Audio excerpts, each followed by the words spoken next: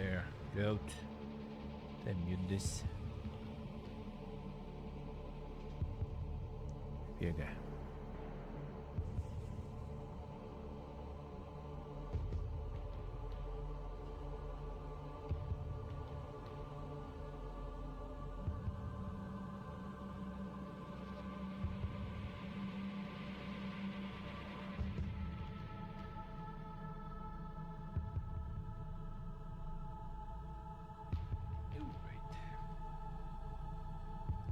Go. Oh, there we go.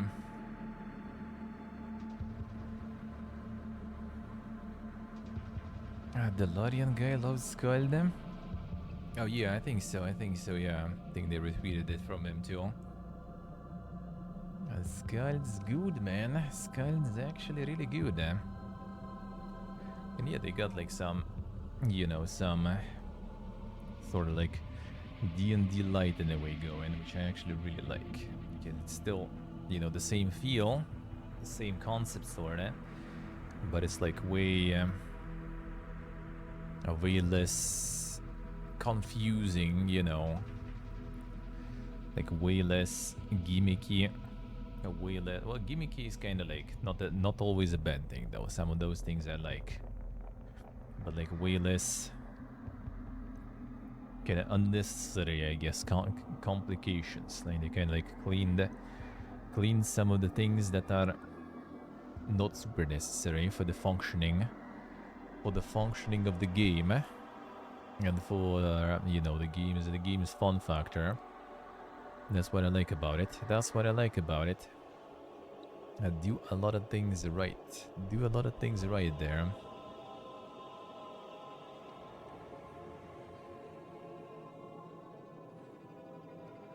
And the Farm Simulator esports, yeah. There was even like the in-person championships and stuff on Gamescom, I think. If I remember correct. I remember the news there. I remember the news about that. Alright, let's go. What do we have on Steam?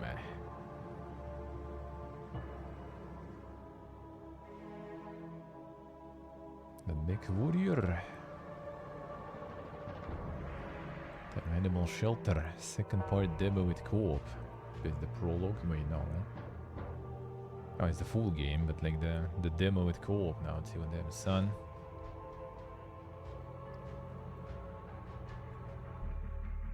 The add-on 75% sale. See what do I see?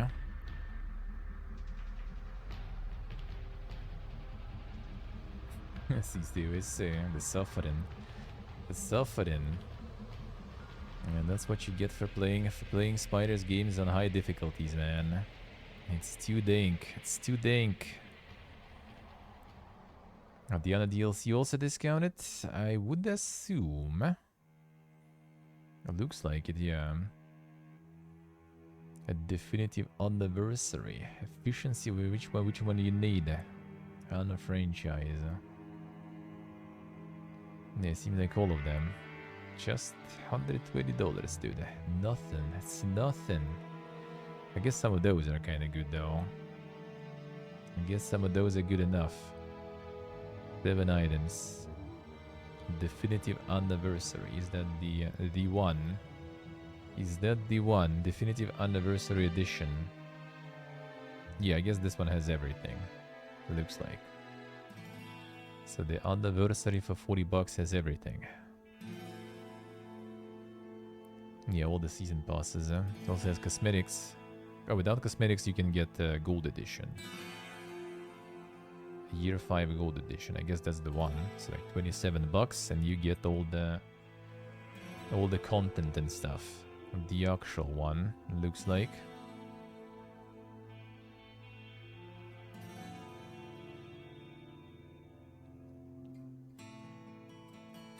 Yeah, looks like you're only missing the cosmetic packs, so who gives a shit, really? To be quite honest with you.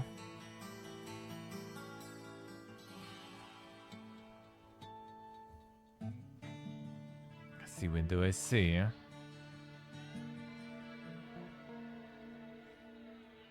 Yeah, we'll see. Today's gonna be Samano, maybe though.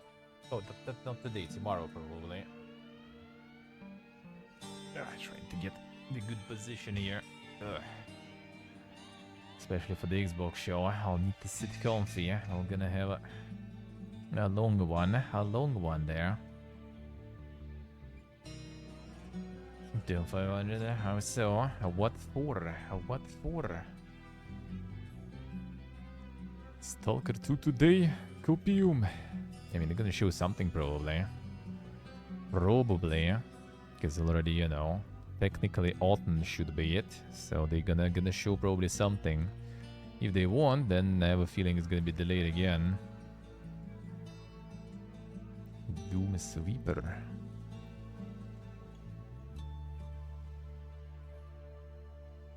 What's that? 2D pixel style game, from the Paper Dog. Approaching zombie climax. Shooting for cash. The fuck are you making panties there and everything, alright. Embarking on a journey to become arms dealer in the apocalypse. In the game, unlock achievements and attain different CG.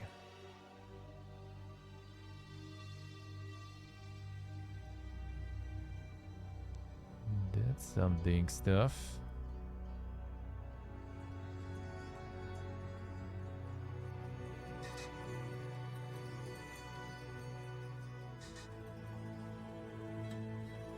Some way too ding stuff.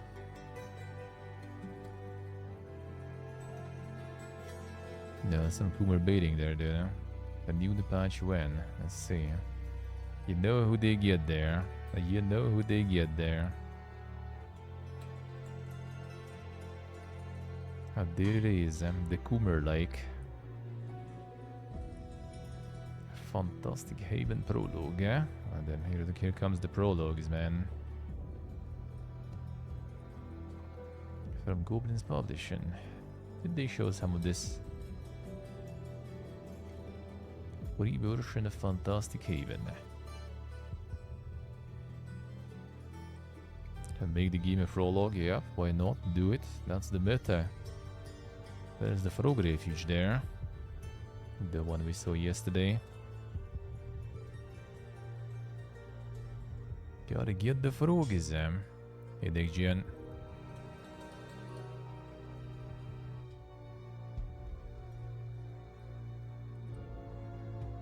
Yeah, that's a lot of prologues here, actually. You are not wrong.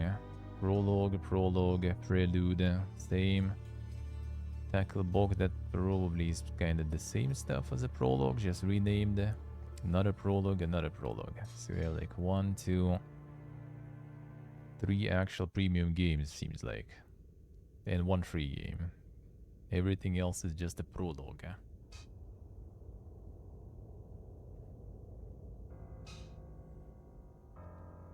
See, Windows SC.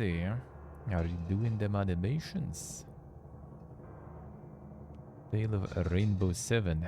Then, like Rainbow 6, but Rainbow 7. Special bounty squad to take adventures in the cyberpunk-like sci-fi world. Then, oh, I have a feeling there's gonna be some interesting reviews on this one.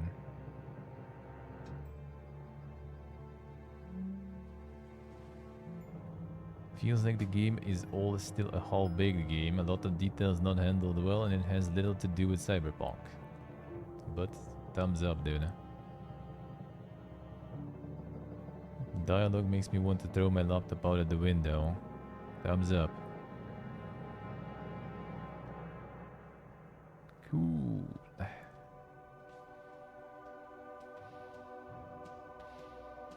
Visuals are good, which caught my attention in the first place. Slow and boring story is plain. Hopefully it can be improved. Thumbs up. Nice.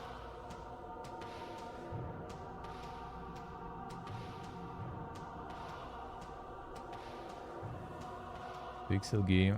Quality reviews there, dude.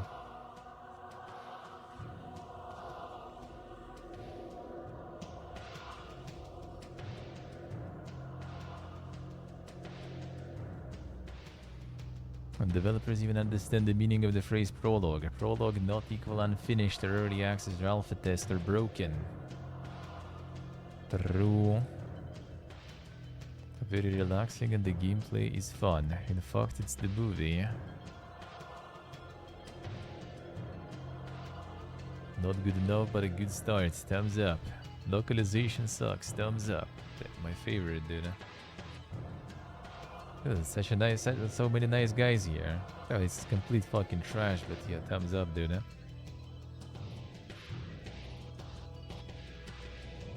Combat mode is really crushing. Need controller support, thumbs up. 15 hours in prologue, what a guy, man. I was just replaying it again and again and again. Yeah, I feel like if they're gonna go ham with this shit more, Gibbon probably gonna start, you know, kinda dealing with this somehow, I assume. Before they're gonna just like tighten the screws and they're gonna fuck everyone up. I think it also kinda died, Steam on me. Damn, I'm already like exposing it. I'm exposing it. And they're already removing. They're already removing me. I got the Hitman on in one case.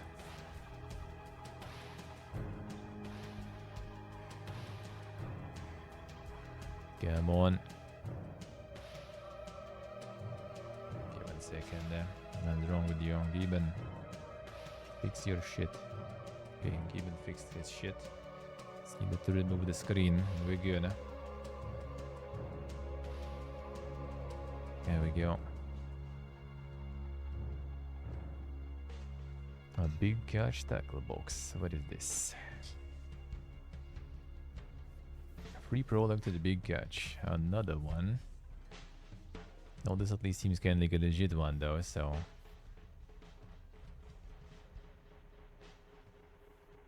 Oh, this one is at least legit. Is it fully though? Demo for the full game could have been released as its own game. Ah, I see, alright. I guess, yeah, I guess this one is more... This one is more proper. It's kind of more known publishers and stuff too, I guess. That'd be a good loot, prelude there.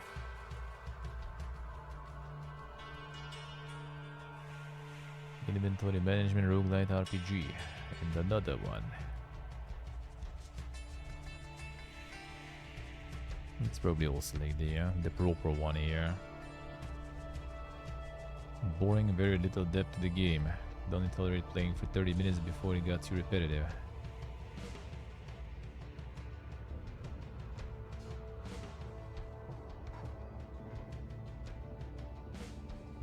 We'll see, we'll see.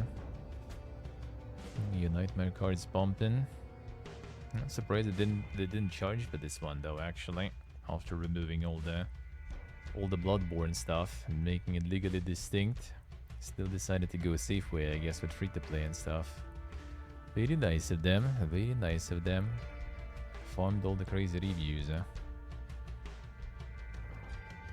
A local multiplayer. No online multiplayer, alright. There's a story and stuff, though. Can play the story mode.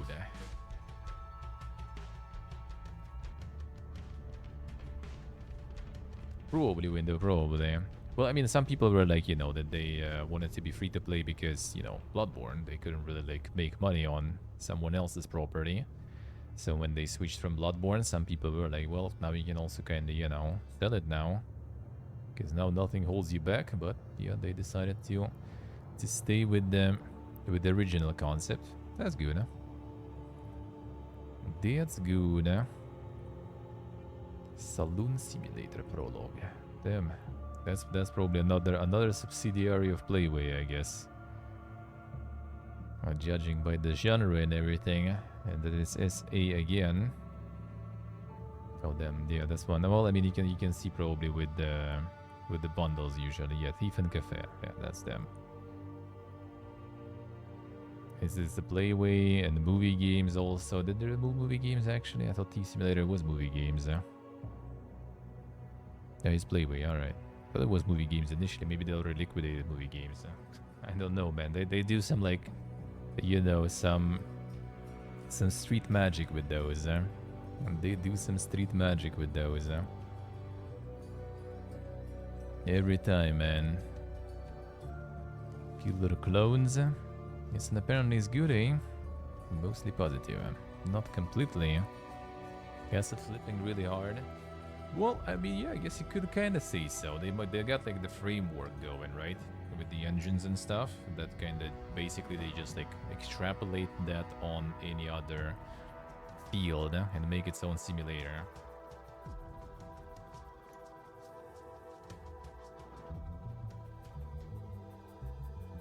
I'm just gonna keep them coming, yeah.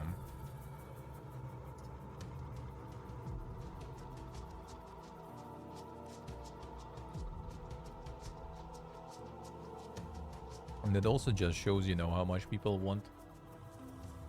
And people yearn for the mines, dude. And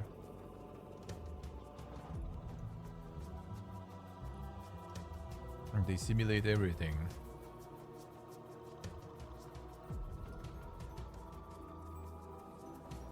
I legit think if we get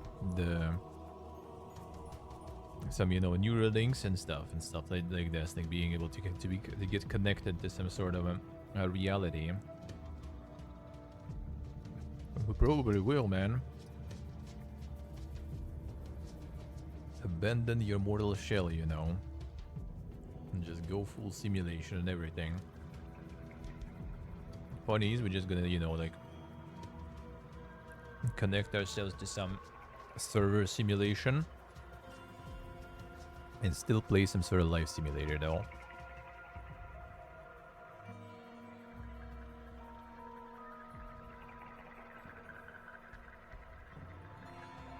I guess the button nice. The instant carbonara feels good, man. Yeah, I'm now get into the instant noodles from Kyrgyzstan. They're really good, man. Like this one unique franchise, I guess. That's pretty much it.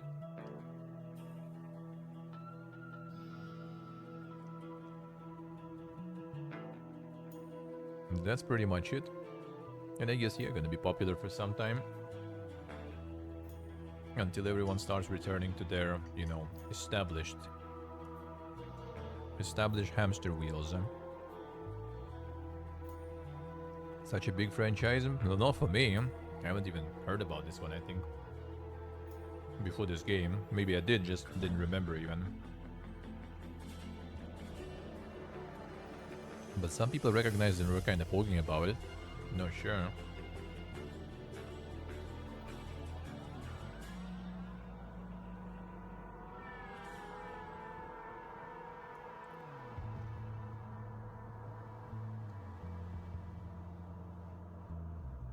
Probably gets the money, probably. I'm surprised I can find them here even.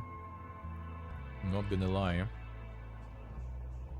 A lot of experts from these countries, like the ex-Soviet countries, pretty much, they're kind of like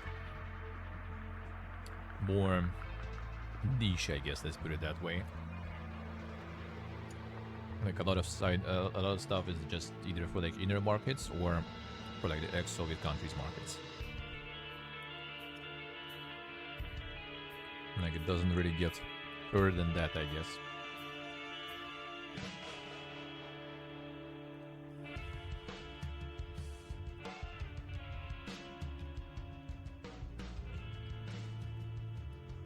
And the killer clone's a known thing. Yeah, do we have some lore masters on this one? What's the point?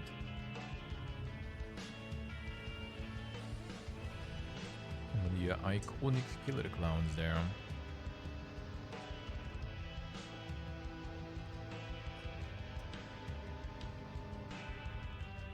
Feel like getting something at least like even like barely recognizable nowadays already goes a long way. Because some people go like, oh shit, what's that? And then suddenly everyone's pogging, even though I have no idea what it is.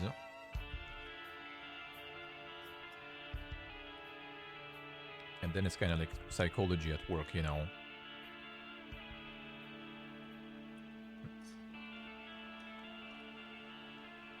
You just set some sort of like, you know, the bias in, some peer pressure of sorts out of the first looks, and then it kind of just sticks.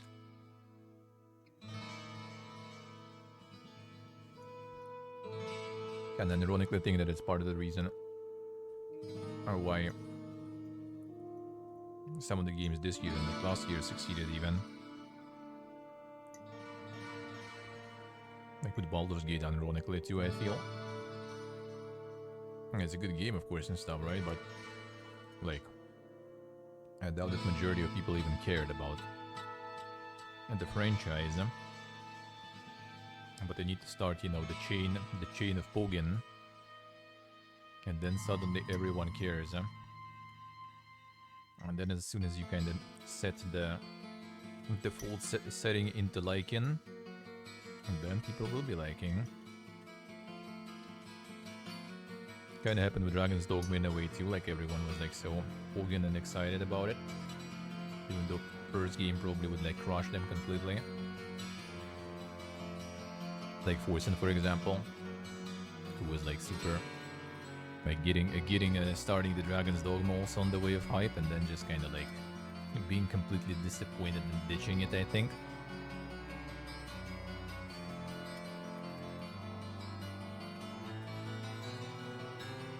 That's an old one there. But everyone hears it, everyone gets hyped. But Dragon's Dogma kind of like had the downside, not the downside, it kind of had the drawback, right? Not the drawback. There was like a negative thing happening, not because of the hype, but because, yeah, they kind of managed to kind of fumble the release with some of the pay-to-win, you know. How do you say? The pay-to-win discussion around it.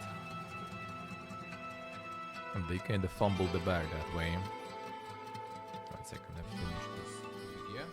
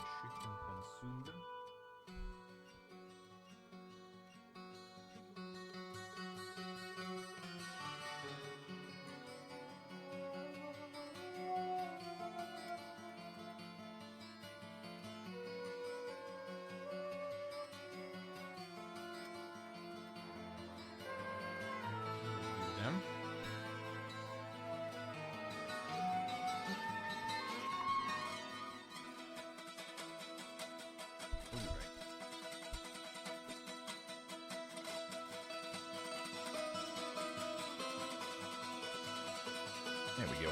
Alright, sorry. But it seems like they went with like a decent pricing and stuff too. Got a decent amount of hype going on. Some streamers also hopped on that, so they got some of this going. I got some of that hype going there.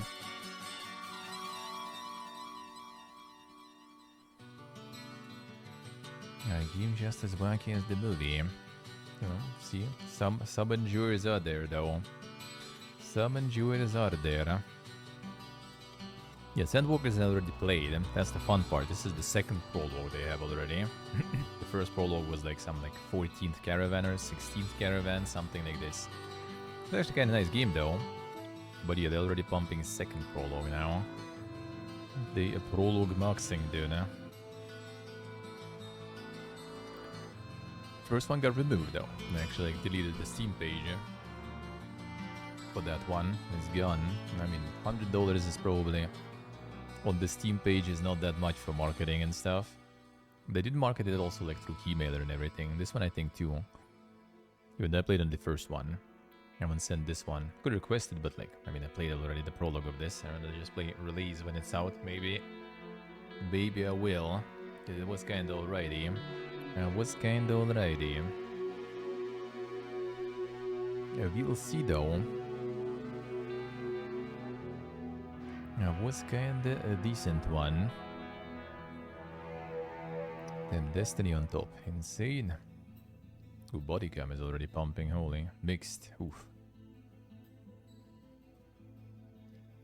It's not like that deep in the mix though. So what are people complaining about? Before performance bugs and stuff like that?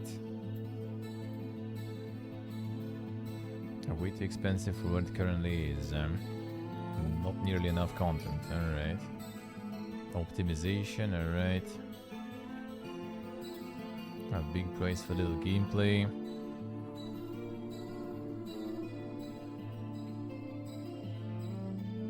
Yeah, his PvPness on there, I guess. I could play matches against boss instead of only being able to play against other players refunded.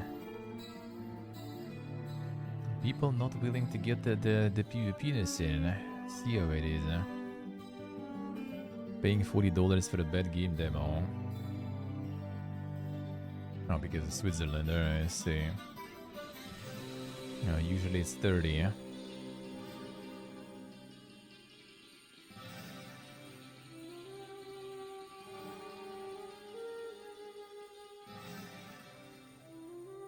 Mini design and lobby matchmaking issues aside, let's see. Disappointed in creators for hyping this game up, either being totally negligent at the honest truth and simply understanding that the body cam post-processing fad is here. It is worth it to jump on the train for some big views and quick cash. Damn son. This game isn't good.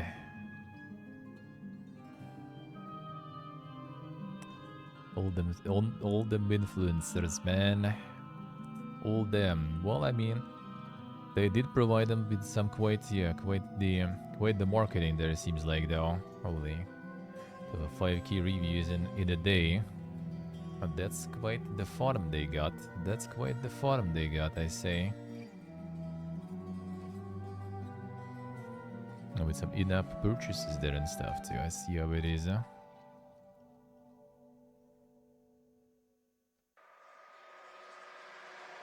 The rest, at least, like the familiar faces mostly. How many of those are free reviews? I think free reviews are not being shown on this one. I think they're usually not being calculated in this one. 700 keys on streams. I think they're not shown though. Like it's 5,298. Now we go down here. Remove languages, let's say. 5,471.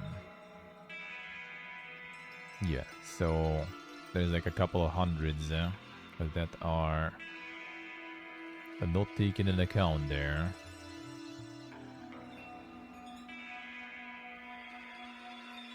So yeah, I think that's how it works at least.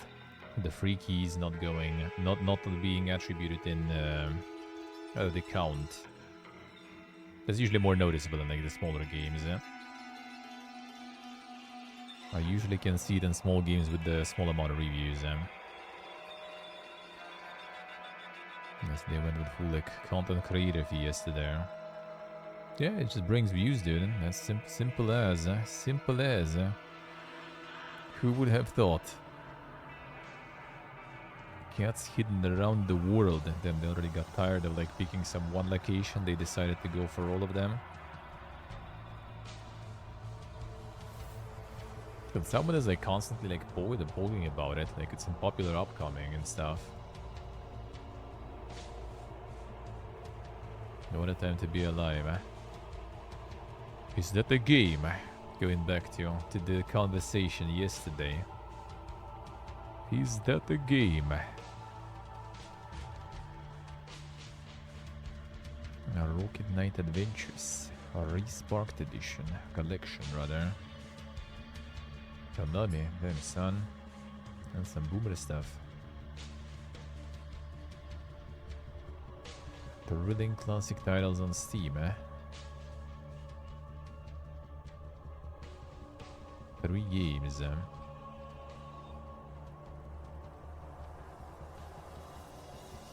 3 games in one. Let's see. Yeah, here's all the Giga Kingdom Hearts. They're not even like rolling them in the one super package. I'm gonna still buy everything.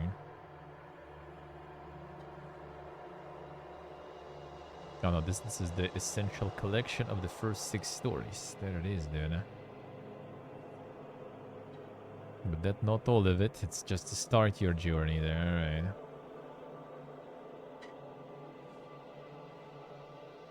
See how it is, huh? That's just the beginning. Shin Megami Tensei for $60. And that's probably the local price still. I'm not sure if they actually have a regional pricing for that. Monster Hunter Stories, that one also come in. And we saw announcements for Sunny Side.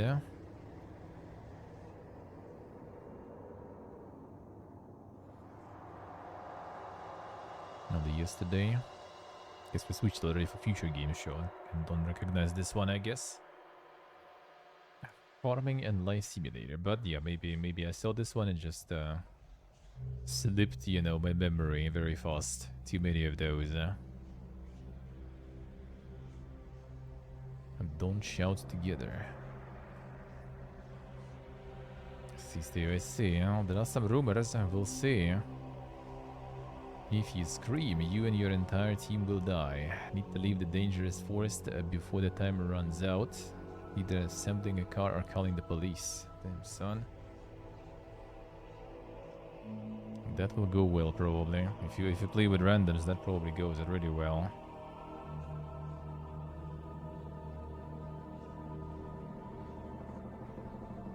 Mandatory microphone usage. Microphone sensitivity is calibrated, even a whisper can cause an explosion. Set up your equipment for a comfortable game. So like, not for streamers really.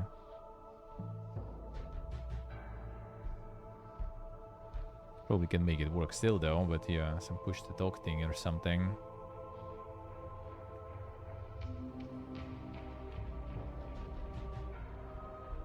CCUSC.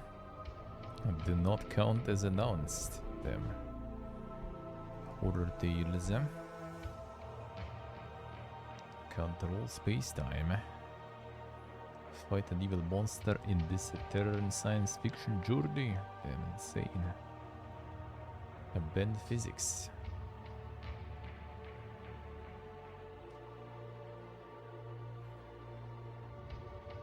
Full power of Unreal Engine 5 and DLSS. Now that's horror, dude. When that's already in the main features, I can already sense the horror, the performance horror. Alright, let's go hidden gems and get to the news.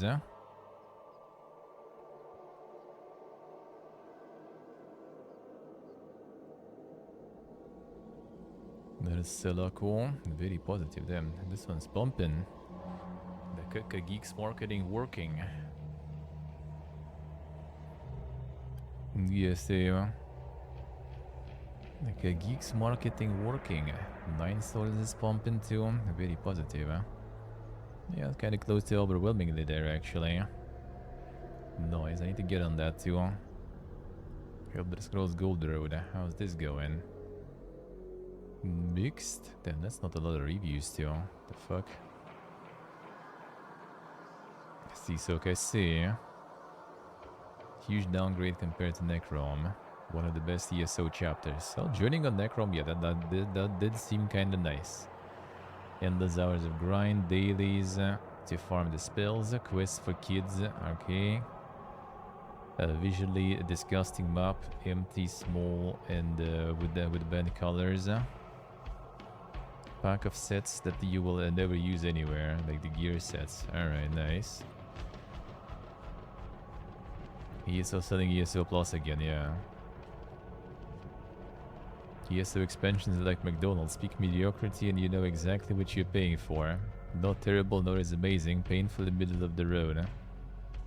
Enjoy last 3 expansions. I'll enjoy this one too. Didn't you one day this one either?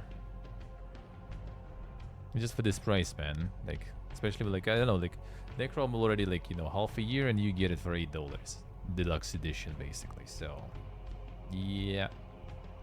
I can wait, considering you still can. And it's also horizontal, you know, development, which is actually good, though, right? I do like that progression because it's, like, it's player-friendly.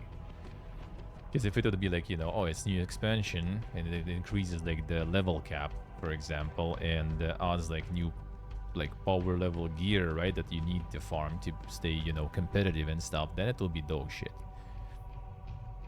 Because then content is trash, but you kind of need to buy it anyway to stay, you know, at the top of your game and stuff. You know, you just don't give a shit. It doesn't really affect. I'm missing, like, raid. Whatever, I'll have other raids. I'm missing gear, I don't need it. I still have sets that are better. Looks like, judging by review at least. You know. And level ups, don't need them. I'm already capped and everything. So that system is kind of nice. That's quite user friendly. And then down the line, like, on the big discount, you just, like, get it or something. That's it. That's it. The mix is also gold colored. True. Panikur. Survival horror mix permadeath AI monsters and co-op experience. Up to 5 players. 4 players. Oh, I saw this one before. 4 players in them, I remember. I remember for $3. Platform 8 also for pretty much $3, huh? Yeah, where's the movie adaptation? It's probably coming already. Takes 2 friends, boss. Damn. Gieben recommending me to find some friends.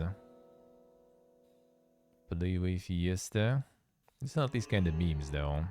But 30 axes also, so might as well just wait. Might as well just wait. And you started GP. Like actually good affordability there. The price is good though, that's for sure. Contract will. Start almost penniless and create your own journey. Damn son, up to 4 players co-op. Then you can go corpo with friends. Co-op open world, and that also farms. That's the games they need to make, dude. Still the deck building roguelike prologues. Well, there is one technically. I think that one. Nah, I wouldn't really call that one deck builder though, I guess. This one of the sus ones. It's a full release of the sus one with the prologue. Looks kind of work pretty good. But the sussy prologue, I remember that one. Technically, yeah, this... this not really deck builder. Similar, turn-based and stuff, body-based, but yeah, not exactly deck building though. So no deck builders actually, seems like. Insane. Can you believe, eh? Alright, let's get some of them in use before it's time. Before it's time.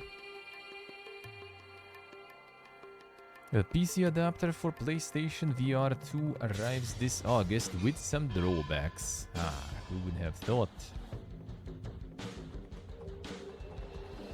PSVR 2 designed from the ground up specifically for PS5. So you'll notice that some key features like HDR, headset feedback, eye tracking, adaptive triggers, haptic feedback other than rumble are not available when playing on PC.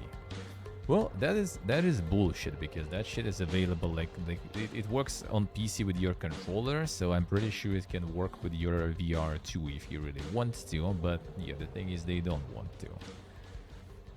Other high fidelity and sensory immersion features on PSVR are supported, including 4K visuals, 110-degree field of view, finger touch detection. Alright, it's like half of the feature set doesn't work. It'll work if you connect your PSN account. Well, for now at least, even that doesn't help. Doesn't seem like it. Even though I wouldn't be surprised if just to use it, you would need it. I wouldn't actually be surprised because they do be adding that shit everywhere. We'll get there soon. They keep adding that shit everywhere. Dead by Daylight developer Behavior Interactive is laying off up to 95 employees. There it is. Another one.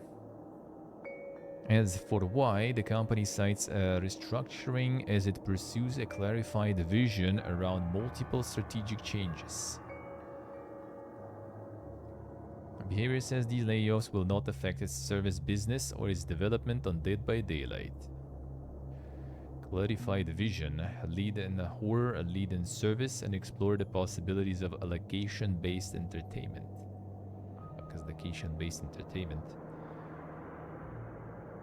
Multiple strategic changes to its corporate structure, improving the distinction between its product production, business development, and marketing resources. As a result of those changes, the company will reduce its team by up to 95 employees, 70 of whom are based in Montreal, and each of these individuals offered valuable contributions to a behavior and will be fully supported by our organization in pursuing the next step in their careers. And there it is. A few months after the studio laid off roughly 45 people at the same Montreal office back in January, so they basically kind of ditching the office completely or something at this point. Let's see, stay alright. No recipes for you, huh?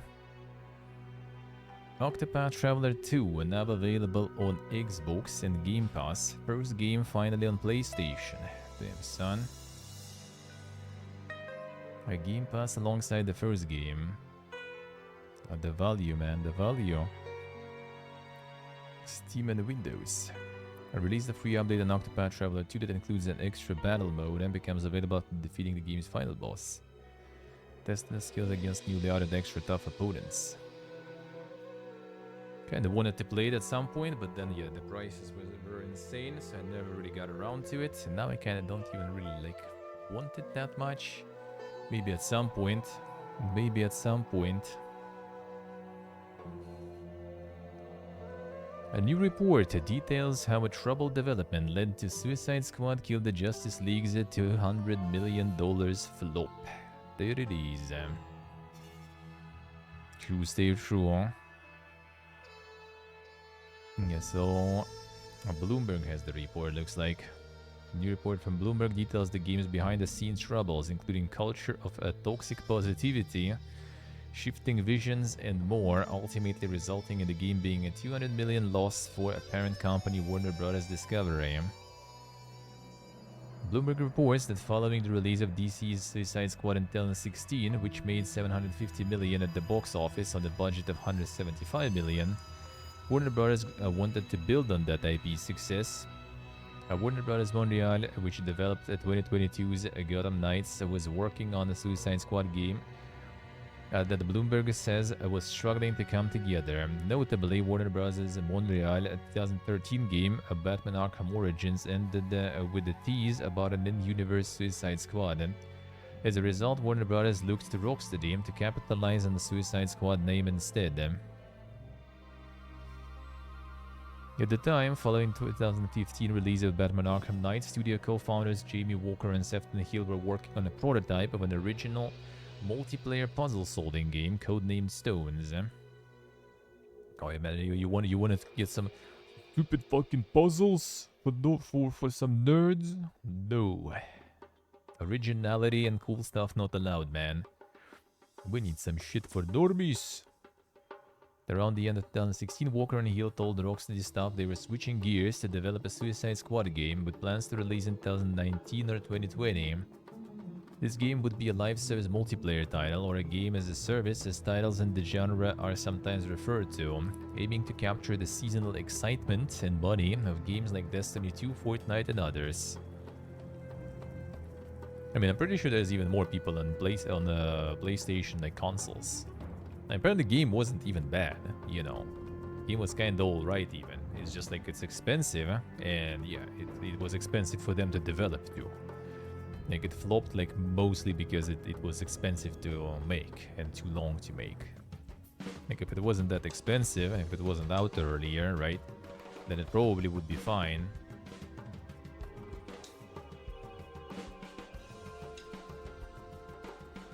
A Gotham detective. With no experience in multiplayer games, Rocksteady's staff ballooned from roughly 160 employees to more than 250.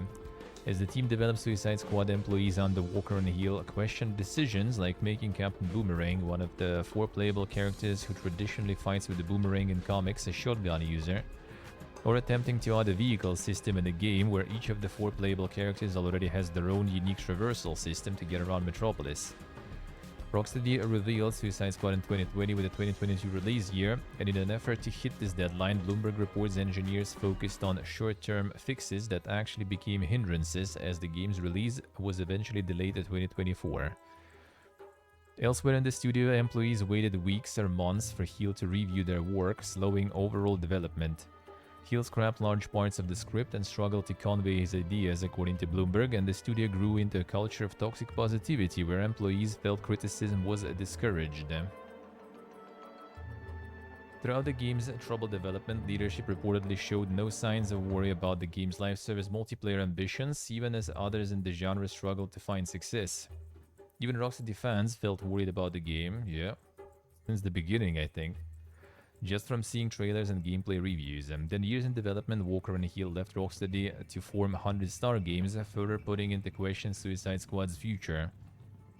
The early February of this year, Suicide Squad finally hit PlayStation 5, Xbox Series X, S, and PC, and the tea leaves were almost immediately clear. The game was a disappointment. Rocksteady is still supporting it today with updates like adding a playable Joker character. The conversation around the game has shifted to fans of the studio wondering if Warner Bros. Will lay off employees there to cut costs.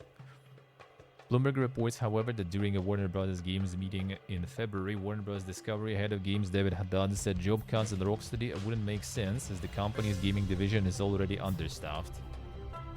According to Bloomberg, many of Rocksteady's employees are helping to develop the director's cut of 2023 Harry Potter game, Hogwarts Legacy, the best-selling game of the year.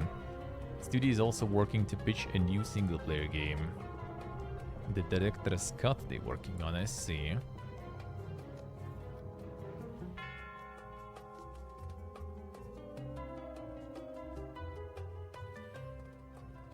Skin glitch the multiverse system. What is that? What is that? Toxic positivity is an interesting one. I mean, that's quite common, yeah, I guess. Gotta get everything too positive, eh? Classic. Concord pre-orders confirm $40 price tag. Post-launch content like characters and maps will be free. That's still $40 too much, dude. I would say. 16 playable characters known as freerunners, 12 unique maps set in various in-universe worlds, 6 distinct team-based modes. Content will expand shortly after launch with regular post-launch updates for all players at no additional cost. Well, at least they got the idea, right? That like if they need to keep some kind of like price tag around Helldivers, right? Like that's a good lesson they got, you know. Helldivers succeeded because, you know, price tag was kind of friendly. That's a good one. The problem is Helldivers was very unique, quite niche, you know. And like a new sort of niche where people ended up being kind of ready to pay. This is not a new niche, man. That is not new niche at all, and it has a lot of competition that is free to play, and that is like, you know, already with the backlog of like characters, maps, modes, content, you know, and everything.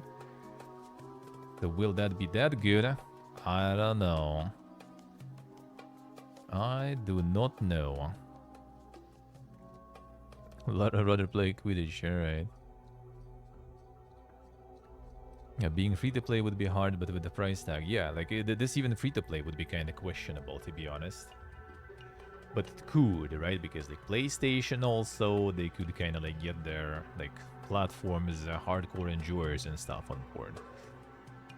Unless they're gonna hit PlayStation Plus also very fast with this one, maybe. But yeah, I don't know, man. This is all kind of weird. Like another, like it did look cool from their perspective of like, you know, like the CGI was great, right? Like the the amount of effort they put in kind of like storytelling and stuff for the trailer was good. Like the trailer was nice. But the problem is like it's still, especially when they show gameplay, it just doesn't like, I don't know, it doesn't have anything that is like appealing. Like it's not some sort of like cool like unique setting that makes you interested or something. Like they show like Dark and Darker, for example, back then, right? And like the concept itself with the setting was kind of like, oh, that's kind of cool. So it's kind of like Tarkov, but like medieval with like magic and stuff. That's interesting. All right, that's something, you know, cool. This is just kind of, oh, so it's like Overwatch. All right, just like with aliens now. All right, that's not that cool. Yeah, it doesn't really like, you know, like kind of like Redfall, I guess. Like some abilities and stuff, I guess, looked cool, but like overall, it was just like, well, why? Why would we need that? Kind of the same feeling, really. Don't know for whom it is. Yeah. Like I mean, even on PlayStation, there is still enough like stuff like that to play, right? Like I'm pretty sure there's enough the 5v5 PvP shooters in PlayStation too, including Overwatch. So like, why? Like, I can see like, you know, they don't have some type of genre like represented on the platform as much, and they decided to make their own version just for their own, you know, audience, for their own clientele to enjoy. I see that. All right, that would work maybe. But this is like something that already exists, on all the platforms, including crossplay, that already exists for free, most importantly, and for a while. Like, I think, like, part of the thing with all the live service games also is, like, the sunken cost fallacy and stuff, right? It's just kind of, like, people already grinding some of these games for so much that switching to something new is just kind of, like... You need to, like, make a really, you know, convincing statement. Like, you need to kind of, like, get your foot in the door real hard, eh? Like, alright guys, there's gonna be a way in, it's good, and it's gonna stay alive and good for a while. So people kind of switch over, sort of. Because playing multiple of those is dumb. Like, why would you, right? It's kind of like on my day off a couple of weeks ago, I installed X Defiant and then installed Fortnite, right? Like, Fortnite had extra motivation to farm, like, power armor, which I need to return when all this grind will be over. X Defiant didn't have extra motivation, right? But it's just like it was like kind of way more fun for me, at least, to play like Fortnite and stuff. And yeah, I just haven't launched the fucking X Defiant at all. I need to uninstall it probably, actually, or maybe give it another go. Not because it's bad, it was fine. It's just kind of like too much life service, man. I already have like 76 going, and you get this shit too, and like, dude, I ain't nobody got time for that. So yeah, I am not so sure. Digital Deluxe, $60. Additional cosmetics. Oh, 72 hours early access to the game also, bro. Man, this shit is like this year especially, it's like pumping. Everyone and their mom got fucking 72 hours early access at this point. Like, I hate this shit. Like, it is maddening even as a regular player, right? Like, that would be mad, sorta. But I kind of already at this point not like super on like the hype trains for things. I would be kind of, you know, whatever. Like, at this point, maybe if I'm already not playing on release technically, right? Because it's already out for 3 days by the moment I will get the actual edition. I might as well just wait for sale or something. But for like as a streamer, like it really pisses you off. Like if it's something, you know, you want to play and then like everyone already like streaming and playing and you just kind of like sit there like, bro. That was with Starfield, for example. That's why I also like in the end just kind of like started already like month after the release. It's so dumb, dude. I hate this shit.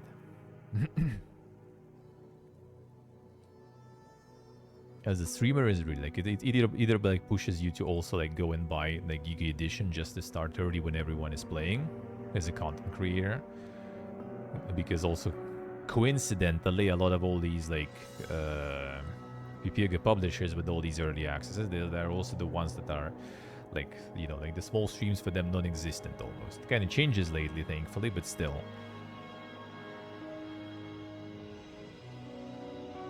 The poor person and rich person edition. Yeah, I do think it's really dumb. Space Marine 2 early access 4 days exactly. Stalker 2 it lands. Yeah, I'm not sure about that one either. Like there is like I think one of the main marketing agencies that is doing marketing for them. I'm gonna see if I can get a key or something. But yeah, it's just kind of like, it kills the hype, basically, right? Like, you either buy, like, the Giga Edition to keep the hype going, which I ain't doing. Like, I don't have money to spare on that shit. Or you just kind of lose the hype and you just rather, you know, play it some other time on sale already. Especially on Twitch, right? Like, if I wouldn't be, like, streaming, right? I'm probably at this point, I don't watch Twitch either already. I would just kind of, like, in my own kind of bubble, right? Like, with some of my friends, we're talking about games, and that's pretty much it. So, like, oh, it's out. Oh, all right. Oh, it's, like, already, like, 3 days out. Oh, sure, let's play. Sounds good. Or just wait even later for sale. Like, my friend is, like, playing, like, Lies of P right now and just, like, sharing the videos of his gameplay with us molding, how he's cheesing everything and everything. So yeah, it's kind of, and it's fine. But like, as a streamer and constantly being on the platform and stuff, you just kind of like, dude, you just see people are like starting to play. Everyone is like, you know, playing and stuff, and then you just kind of sit there like, man, and I don't. Stole me for a week, get shafted, yeah.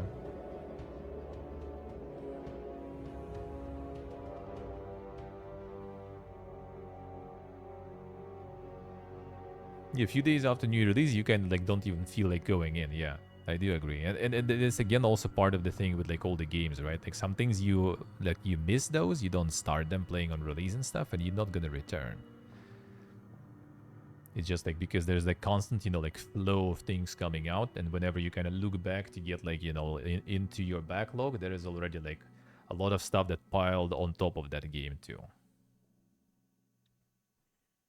Like right now already, oh yeah, I could like return and like play something that was out recently that I wanted to play, for example, right? But not really, because I need to do KCD 1, because KCD 2 will be out, right? And I need to do... well, don't need to because I played it, but I still want to, right? Space Marine also. At least that will be fast. And Stalker also then, that will be not very fast. There we go, that's already like probably like... Especially KCD, considering that's like month, probably easily just like already done. Like a month loaded. If I'll be playing them all like every day, KCD and like Space Marine and Stalker, that probably month, if not more. If I'm gonna be playing KCD only on some days, that might take even longer easily.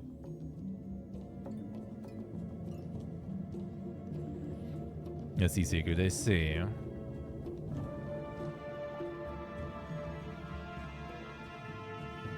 The integrity.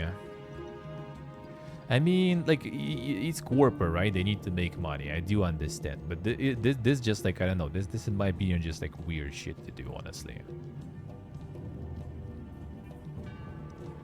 But this is just weird shit to do. Like, technically, we already have, like, you know, like, poor version. Poor version just happens, you know, like, on the next big Steam sale. Basically, right? But like all those early access, and it's also like just a few days, and I mean it's nothing, right? But like it kills it. Like I guess for like a regular person it doesn't even matter. Like a lot of people don't even know, like, oh, this game is out. No, I didn't even know, you know. But for some people, especially us terminally online people and everything, that's really big sad, dude. True 502, true.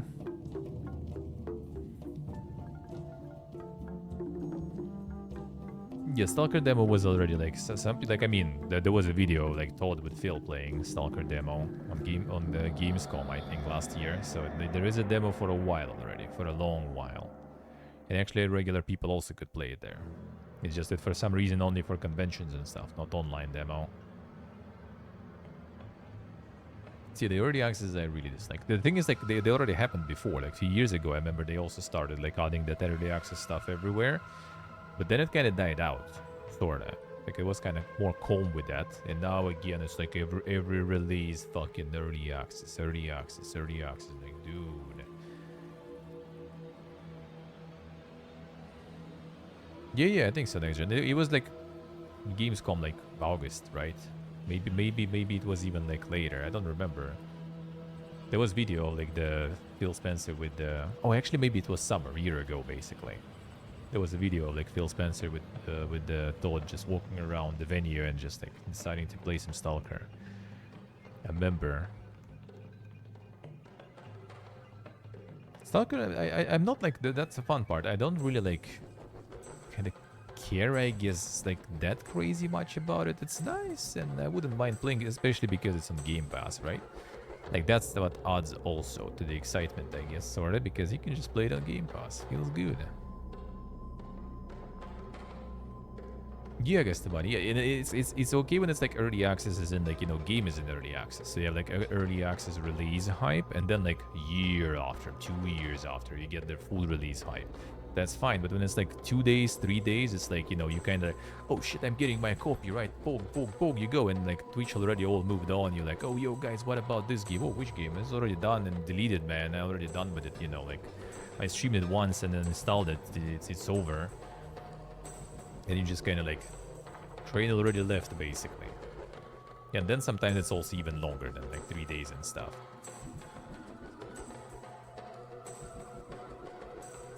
Let's see, let's see. Dragon Age 4's new name is Dragon Age The Veilguard. First gameplay look next week. The Tuesday is gonna be the new gameplay look. We'll see about that. We'll see about that. As for why, team explains it's about the characters that will make up the companions you meet in the game in the new blog post. Alright. Yeah, I don't really like mind about the game itself, the name itself. I don't really care.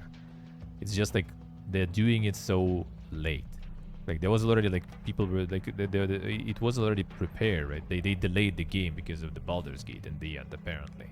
There was like marketing push already being prepared for the game release, and then Baldur's Gate was out, and then they delayed all the marketing push because they realized that, you know, they probably not on par with the quality. And now, already like half a year after that even, they changing the name all of a sudden. Like, I don't know, it's just like not really like good, you know, like signals there, like kind of red flags a little bit. Like, why would it be like that late in development and stuff already?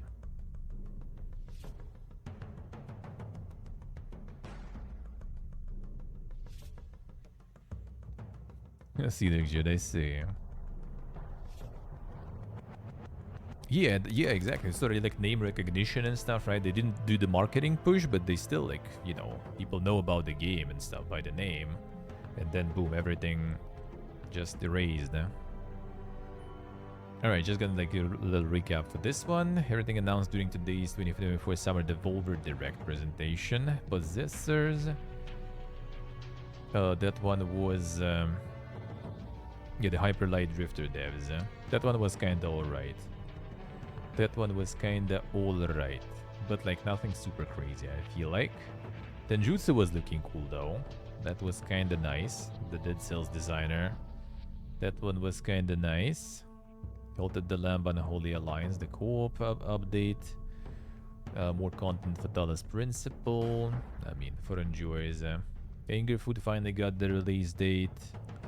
And the Crush House was so yesterday too also. So this kind of like some weird sort of like with a twist kind of game. So we'll see. Reality TV inspired thirst person shooter. Okay. So yeah, we'll see what this will be about, but yeah, it seems like it's gonna be some twists there in that one.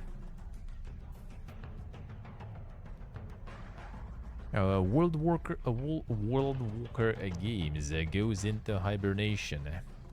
Nobody's shutting down. We are going into hibernation because we are done with this project. Clarified co-owner Nate Austin. Wildermyth developer. See. Active development on 2021 RPG is now complete. Players shouldn't expect new content. Dead game. Dead game. The center on Kagura. No, it's not like the Coomer based stuff. It's kind of like more, I thought it's kind of Sims or something, right? Like with the reality TV, sorta, Sims. But no, apparently it's actually kind of, yeah, you're just kind of managing some sort of reality TV stuff, and there is some weird shit going on. So nah, it's kind of complete, like, I don't know, maybe sort of horror even in a way, or like some mystery game. Is there gonna be something dank? Team will continue supporting Wildermyth with bug fixes, and the console port is still on the cards. World Walker will be saying farewell to many of its team members. Wildermyth has been wonderful, but nothing goes on forever. Wanted to ship DLC Omen Road, and having done that, we are ready to move on. And this was the plan, and it doesn't have anything to do with how well Omen Road is going. We're an independent studio, which means we're not answerable to investors. Nobody's shutting us down. We're going to hibernation because we're done with this project. He's pretty sure that the team will eventually find something else to pour their passion into, and that it will be communicated to players when the time comes. Damn, Steve. Farming the wishlist there. Yeah, it is. John Romero's autobiography to get 2 adaptations. Bro. Documentary and a drama series are set to release based on 2023's Doom Guy Life in First Person. Insane. Yeah, but it's not Carmack, for example, or something. Yeah, that dude at least is still kind of like, you know, pushing the envelope and doing some dang stuff. Got this guy that released even after the crime turn-based thing that they played, the City of Sins or whatever, that kind of fucking flopped and kept people hanging who bought the season pass and didn't get shit in their season pass still, and not gonna get it ever most likely already at this point. Yeah, what a nice guy. Streams on Twitch, I see. And become a documentary directed by Roba McCullum, who's mainly known for 2023's Mr. Dress Up the Magic of Make Believe. Series adaptation doesn't have a director attached to it yet, but both projects will have Naomi Harvey serve as executive producer by Golden Possum Productions. And the book came out in 2023, in which he goes through his life and career from his childhood at the creation of id Software up until now. Considered the inventor of first-person shooters, Romero currently is the chief creative officer of Romero Games, which he created in 2014.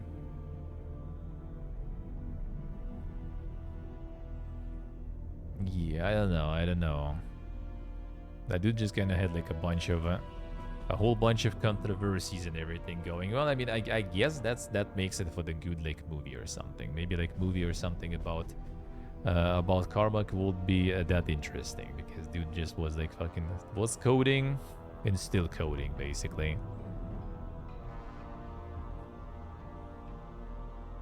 Content Warning has sold 2.2 million units. A Landfall's hit was initially released for free on April Fool's Day, with now 8.8 million players owning the game on Steam.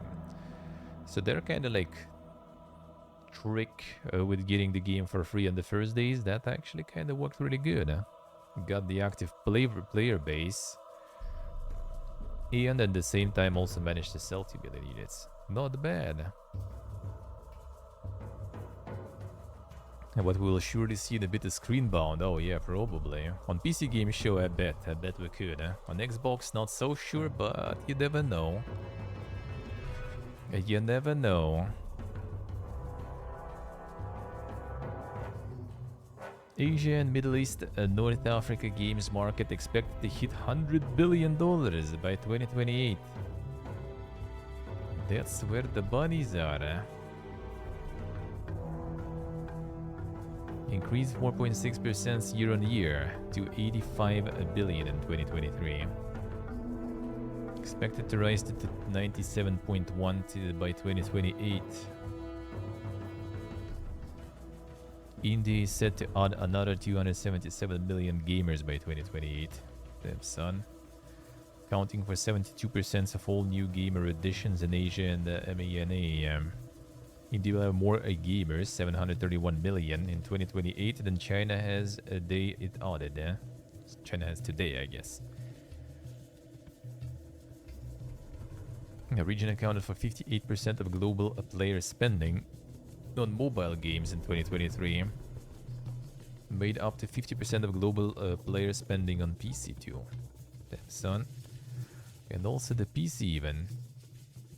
There will be nearly 2 billion players in the Asia and the MENA market by 2028, up from 1.6 billion in 2023. That's a lot of gamers, man. Companies might guess to know the local market realities and clearly understand the context behind the data they use for their strategic planning. That's the markets. That's the markets, dude. China, India, East Asia, Japan and Korea, Southeast Asia, Indonesia, Malaysia, Philippines, Singapore, Thailand and Vietnam. MENA, Middle East and North Africa markets. I wonder why they're grouping these together actually though. Kind of still quite the separate regions geographically and stuff, I would say. But I guess quite the widest segment of the planet, I guess you could say.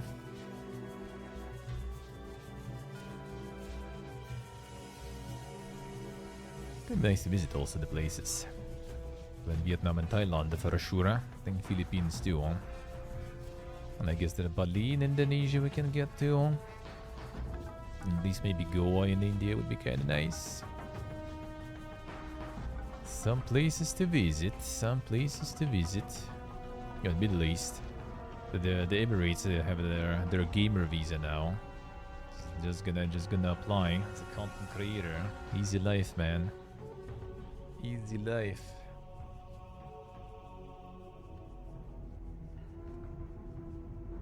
Gamers are getting concerned about leaving their libraries when they die. There it is, man. What happens to your game libraries? Team at GOG, I was proud about this topic. GOG was a little more forthcoming and lenient than the stricter employees at Valve.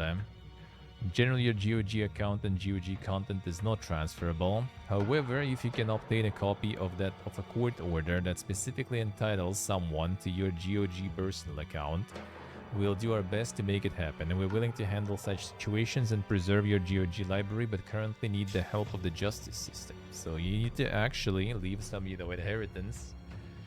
Your GOG account, man. Investing in Batumi, yeah. It's time. If only I could, If only I could, I wonder where this is.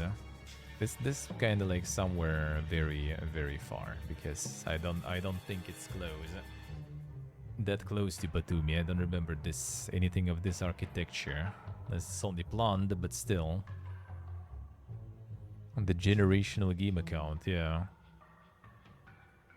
Steam account and the wheel. Well, with Steam you can't actually. Where was it?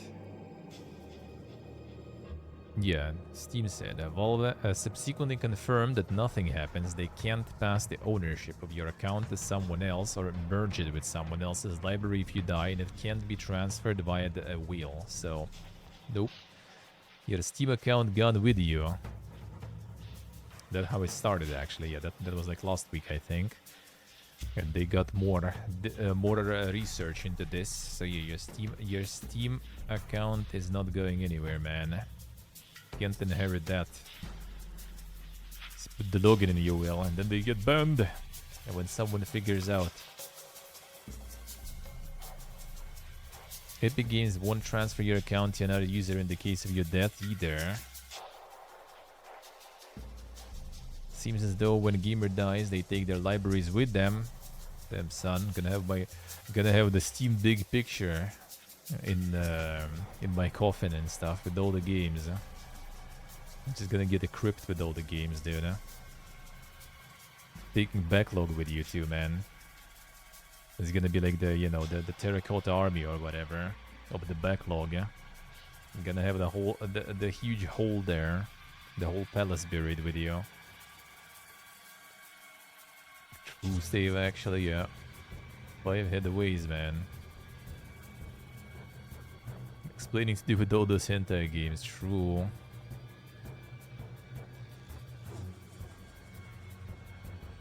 PlayStation terms suggest that when someone dies, their account and library are left to fade into the abyss. Similar situation for Xbox users. Talk about Nintendo being open to allowing an executor of an estate access to digital profiles. Damn. Nintendo's so like stuck in old school corporate that they probably even have that handled in all the papers there.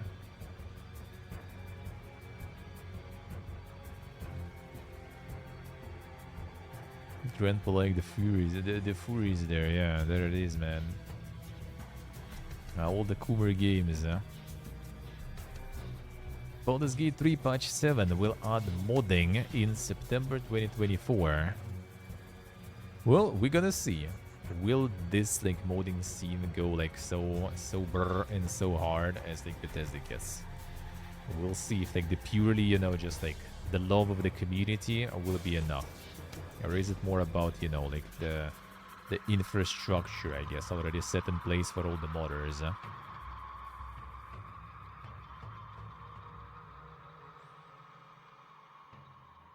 Ubisoft Toronto joins development on Prince of Persia: The Sands of Time remake. Another one. Now bring the studio's creativity, expertise, and updated tech as they join the Ubisoft Montreal devs. It marks a major step forward for development on the game. Ubisoft confirmed the game years ago, and development appeared to face a series of setbacks. 2022 was announced the game would move from Ubisoft Pune, then Ubisoft Mumbai to Montreal. So they're pumping more teams on board. That means at least some movement is happening there. A big Witcher mods. Yeah, Witcher also recently got some Gigamon tools there. Kingdom Come 2 scope impacted by Xbox Series S limitations. Ah, there we go. Here we go again. In a recent game access show in Brno, questions were lobbied at the Warhorse Studios regarding the recent reveal Kingdom Come Deliverance 2. Game access producer Martin Kalima was grilled on this very topic. He explained that owing to the technical limitations of the Xbox Series S, Kingdom Come Deliverance 2 scope was impacted, which meant that the team couldn't make the game as big as they'd wanted. Good. I actually say good, because it already seems it's fucking huge, man. I think enough, man. We don't need it even bigger, really. And reportedly, the weaker Xbox Series S console posed a problem for Warhorse Studios when assembling Kingdom Come Deliverance 2. In terms of technical specs, Series S has just 10 gigabytes of RAM, which is little more than 25% more RAM than the last generation of home consoles. Not only does this present a problem for those making the game, but the players will ultimately feel the pinch too. More reasons to optimize it better, dude, huh? PlayStation 5, Xbox Series X, Kingdom Come Deliverance will run at 4K 30 FPS. On Xbox Series S, that drops to 1440p and 30 FPS. As an aside, it has been noted that on PC using RTX 4080 Super and 7950 X3D CPU, Kingdom Come Deliverance has been pushed to 40k 80 FPS using NVIDIA DLSS. Dude, my PC gonna fucking burn. It's like the top tier shit pretty much, and it like gets 80 with DLSS. On 4K of course, but like, dude. That's gonna be rip, yeah. That's the rip bozo right there in the data. It's over. Man, I can already see probably like the Fiesta with performance in the start. It's like without DLSS, like don't even try. Greatly optimized game again, yep. To be honest, their first game also was dog shit with the optimization, I remember. They're only using 7950 X3D, yeah. And only 4080 Super. Not even 4090, dude. Epic Games acknowledges a pay-to-win car skins in Fortnite. Damn, son. The cockiness. Pay-to-win nature of these skins is as clear as day, and it was best explained by a TikTok video. Popular content creator Nikki30. The video, Nikki30 demonstrates how the car skins that can be acquired for free in Fortnite have a wider windscreen. This allows enemy players to either get into passenger seat and shoot the driver through the window, or aim at them easily from the ground. However, the story is very different once you get to the paid skins. Some of these models, for cosmetic reasons, have much smaller windscreens, which makes it harder for players to shoot at the drivers. Damn, son. The cheats. It's time, Steve. Time to buy the car skins. I can go as a passenger actually and shoot like that too. Huh.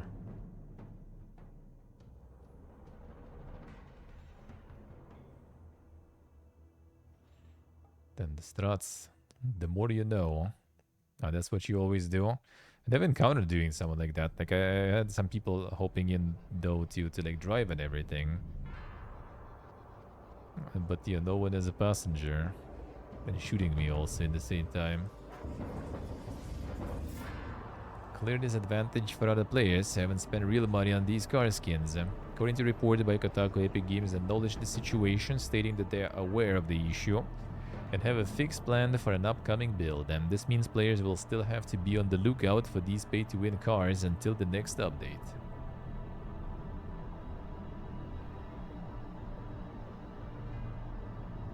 Keep one weapon without a scope. Ah, I see. Yeah, with scope you can't aim that low, I guess. Alright.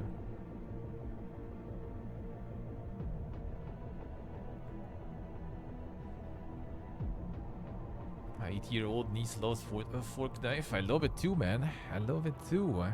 Gotta get that power armor. Feels good. It's fun. IKEA is opening a Roblox store and hiring real employees to stuff it. Damn son, time to work in the Roblox IKEA store. I work in a fully virtual store housed exclusively within the confines of Roblox. Furniture Giant confirmed today that the co-worker game will come to the Roblox ecosystem on June 24th, with 10 successful applicants being hired to serve up endless amounts of meatballs or organize the virtual furniture displays in and around the store. The twist here is that these employees will earn a decent wage, around £13 per hour. That's the London living wage per the latest update, but it hasn't been confirmed how many hours per week or month the successful applicants will be asked to work. Dude, time to apply, man. Time to apply. It's where do you make an internship, I see. Oh, see. I mean, it's like what? So if we take... Yeah, it's like 5 days, 5 days of this, and it's like more than I get in a month of streaming, dude. It's time. It's time. But you won't have to live in London, which is a plus. Yep. Now you're gonna spend way less of that. Time to apply, dude. Avalanche pulling out of North America with 2 studio closures. And what we're even like doing right now with that many people? Montreal and New York closure. Revealed around 50 valued friends and colleagues will be made redundant in the move. Like what they even like doing nowadays, man? They opened Montreal office in October 2023. That didn't last long. Barely 8 months later, it's preparing to shut the doors on the studio.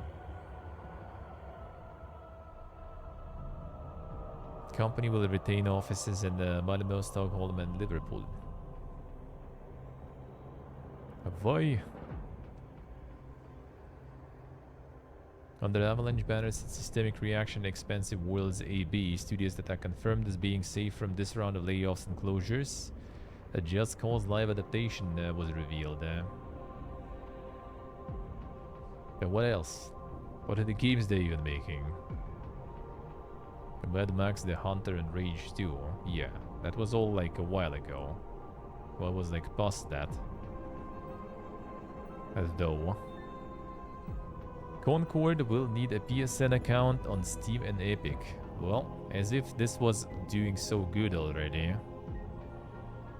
Now they decided to dump on it even more. Yeah, so I can't even... I, for example, can't even get it. Even if I would want it somehow, I can't even get it here. The PSN account you can't get here. Whatsoever. Unlucky. Well, in this case, not really. I don't give a shit. Can't play Tsushima, for example, though. Ridiculous, dude.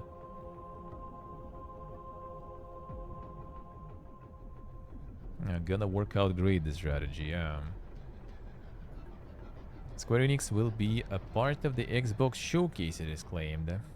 We about to see that. We about to see that. Might have some announcements to make. Final Fantasy IX Remake could be one of them. Damn, son. I think they're probably gonna be just like porting 16 to more platforms at this point. I would assume.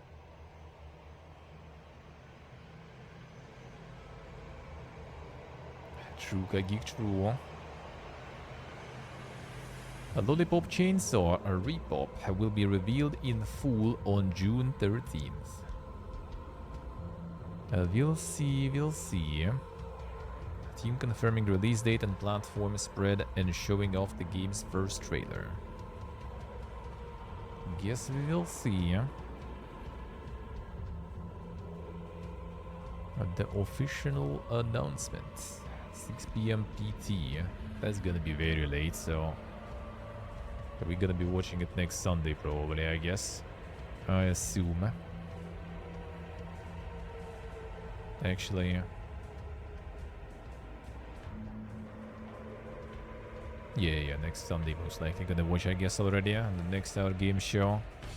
I would assume, at least I'm gonna be watching it here. Everything shown at Summer Game Fest 2024. Again, a little recap, I guess. So we got a Lego Horizon Adventures. Well, not a Lego game, why not? That's always good. No More Room in Hell. Kinda also was pretty nice. Maybe not really my jam. Harry Potter, totally not my jam. But I guess. It also seems like you need to buy that stuff later. Seems like it's on PS Plus, so I guess it's gonna be a premium title there.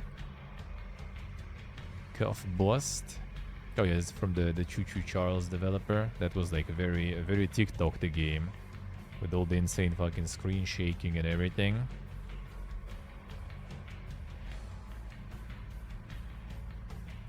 Which has a career mode, huh? Oh, okay. Maybe single player will be pay to play and multiplayer will be free to play.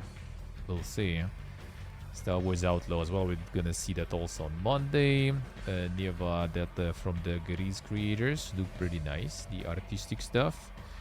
Civ 7. Well, I mean, not really that much in the teaser, but I mean, it's Civ, so I'm down.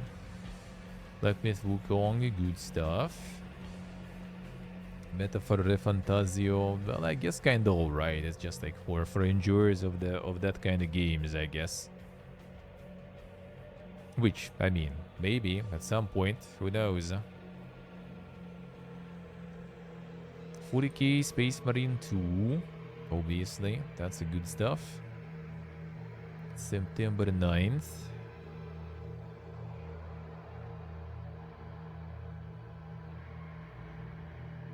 A Batman Arkham Shadows, the VR one. Never lucky, man. Fighter 6 Year 2 characters trailer.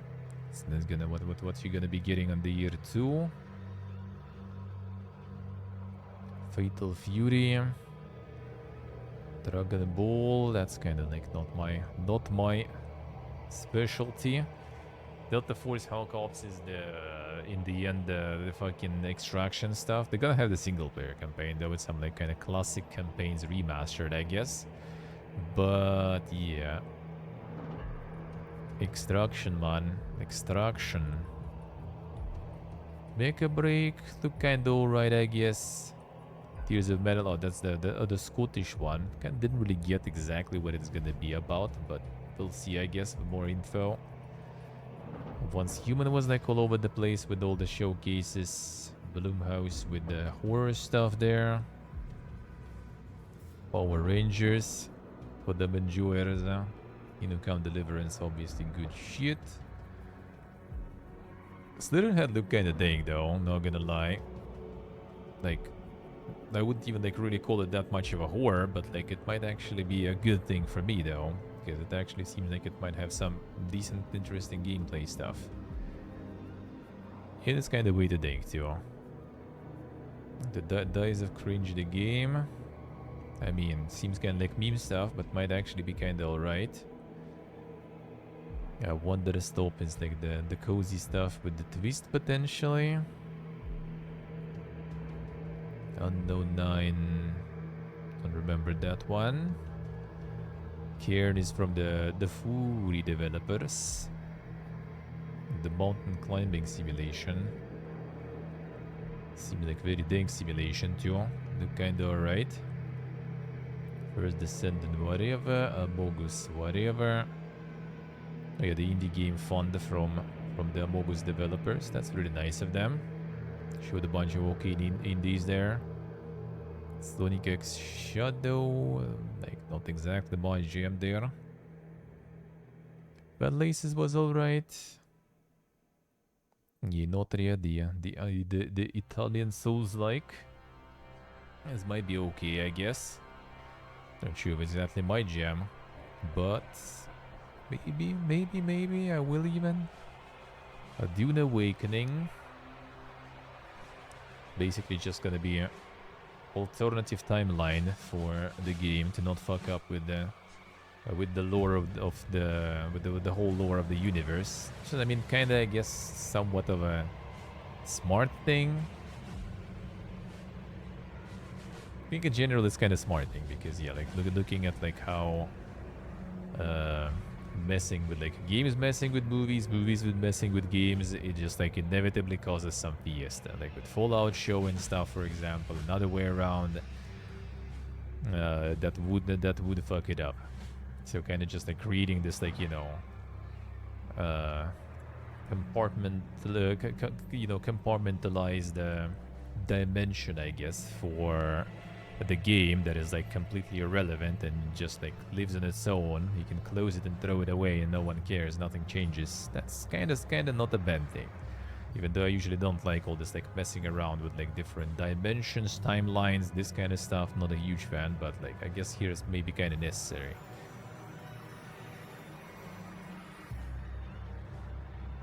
True, save true. Well, I mean that's why they're going there, because that way they don't overlap with like books pretty much, outside of maybe like some prequels or something. So I think that actually kind of is smart. True, next gen, true. Final season 3 trailer, Nights on Wake 2 DLC that looked dank. Dark and Darker for free, and now on Steam too. Yeah, Kunitsugamis, the dank strategy stuff. A new world on consoles and with some new stuff. Skate, with some teases. All world with new content, that looked alrighty. Valorant on consoles, kind of whatever. Monster Hunter Wilds, another gameplay stuff, that looked alright. Phantom Blade Zero might be good. Still kind of like not super sure what it is, but still kind of looks curious. Skating was weird, yeah. True. Day of the Devs. What was there? A little to the left, DLC for the management, the storage management, room management stuff. Like a bit, it does feel like it probably more like Sekiro or the Souls. Yeah, like there's no stamina. I think that there was the bar, but like it wasn't stamina clearly. So it was some sort of like, you know, posture bar or something. Hello again. Simpler times, kind of more like experience games again. Cairn, Battle Vision Network, Battle Runner. Yeah, these all kind of like were like. Come in the Dark World is like dink stuff, more kind of for like horror enjoyers, I guess, though. They missed some Xbox. Feels bad, man. Feels bad. Just viewing the food. Grab it to PC. Grab it to PC. And yeah, here's the screen bound. That one we saw already like 4 times or something. Guerra, that was kind of alright. Like, with the thumbnails, I don't like. I recognize like the devs and the bowmans, and this was like a really like weird like video. Like they were like trying so hard to be on the cam that like this guy was looking like kind of a little like uncanny valley there in a way. Now ranger role puzzling. Here the spotlight. The Zoocosis is doing stuff though. Like that was Even the first trailer was dank. That actually kind of looks cool though. Like all those like insane mutated animals. That actually looks interesting. The Post Girl. Oh, that one I remember though. It's like the Red Riding Hood inspired stuff, but like with some fucked up shit. Psychroma is also was something interesting there. Building relationships way too dank. Wrong with my face. Wait, is that zebra really? Really? No, it was just like trying to like on camera to kind of like the smile in there, to smile on camera all the time and everything. That it like looked, I don't know, like, you know, kind of a little creepy like or something at times, like, you know, like some sort of like horror game in a way, or like some horror game in a way.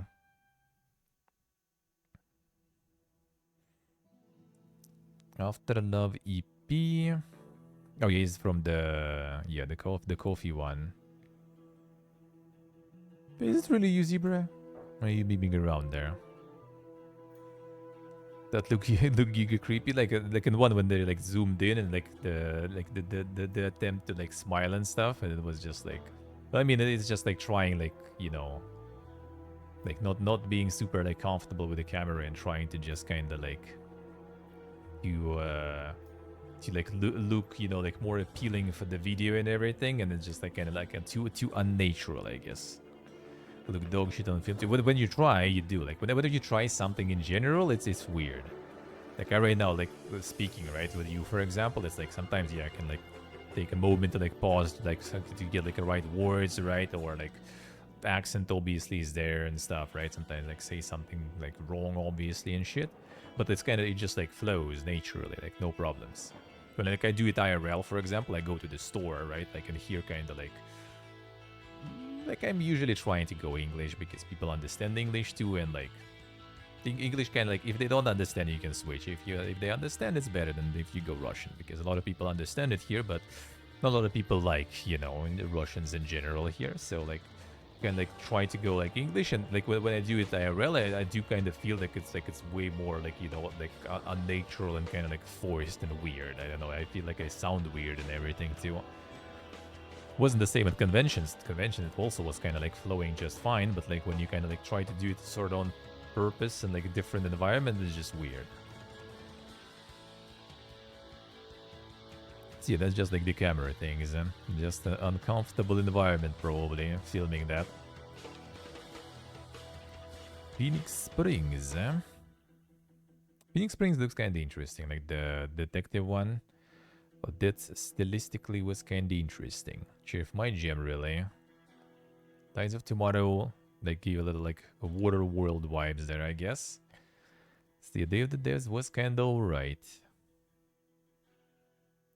Was good, eh?